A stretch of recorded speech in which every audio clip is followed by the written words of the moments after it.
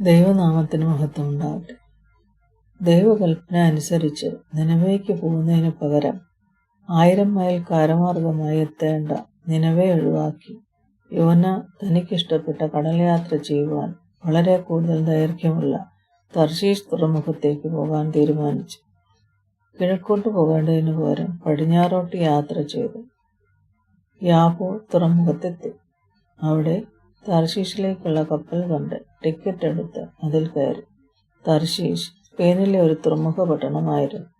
അങ്ങനെ യോന ദൈവസന്നിധിയിൽ നിന്നും ഒളിച്ചോടുന്നു. ഇവിടെ യോന പിന്മാറ്റത്തിലേക്ക് പോകുന്ന ഒരു വ്യക്തിയെ കാണിക്കുന്നു. ദൈവിക സാന്നിധ്യത്തിൽ നിന്നും ഓടിപ്പോകുന്നു. കൂട്ടു സഹോദരങ്ങളിൽ നിന്നും ഓടിപ്പോകുന്നു. ആരെയും ഇനി കാണാനും ആഗ്രഹിക്കുന്നില്ല. ലക്ഷ്യമില്ലാതെ ഓടുന്നു. ദൈവത്തിൻ്റെ കരുണയുടെ വലിപ്പം അവന് മനസ്സിലാക്കാൻ കഴിഞ്ഞില്ല. നിനവേക്കാർ ദൈവത്തിൻ്റെ അരുളപ്പാടുകൾ കേൾക്കണമെന്ന് ദൈവത്തിന് ആഗ്രഹമുണ്ട്. അതവന് മനസ്സിലാവുന്നില്ല. എന്തുകൊണ്ടെന്നാൽ അവന് കോപമുണ്ടായി. ദൈവത്തിൻ്റെ അതിരില്ലാത്ത സ്നേഹം അവന് മനസ്സിലായില്ല. യാക്കോബ് 1:19-20. ഏതു മനുഷ്യനും കേൾപ്പാൻ വേഗതയും പറവാൻ താമസവും കോപത്തിന് താമസവും ഉള്ളവനായിരിക്കട്ടെ. മനുഷ്യന്റെ കോപം ദൈവത്തിന്റെ നീതിയെ പ്രവർത്തിക്കുന്നില്ല. ഇവിടെ യോനയ്ക്ക് കോപമുണ്ടായിട്ട് അവൻ തോന്നിയ വഴിയെ പോകുന്നു.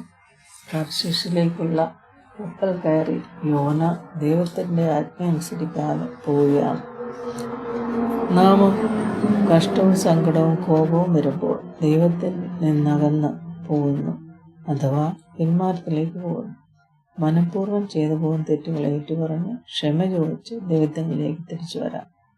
കാരുണ്യവാനായ ദൈവം പിന്മാറ്റക്കാരുടെ തിരിച്ചുവരവിന് വേണ്ടി കാത്തിരിക്കുന്നു. വിശ്വാസികളായ നാമും ചിലപ്പോൾ അവിശ്വസ്തരാകാറുണ്ട്.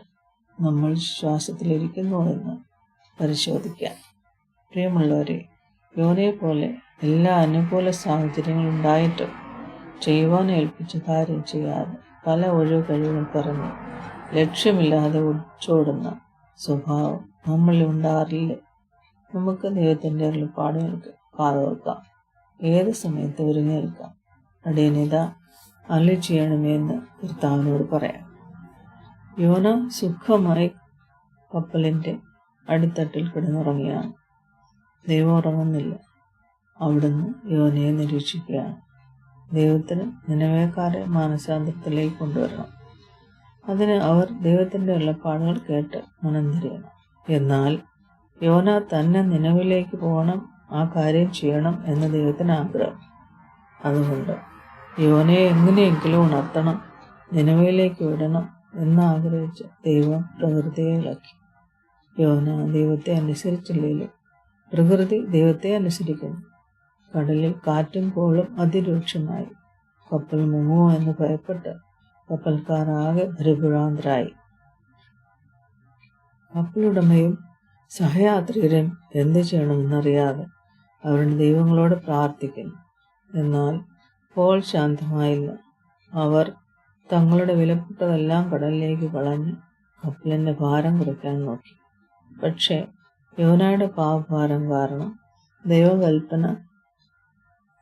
ദൈവം കപ്പൽ നീങ്ങാൻ അനുവദിച്ചില്ല.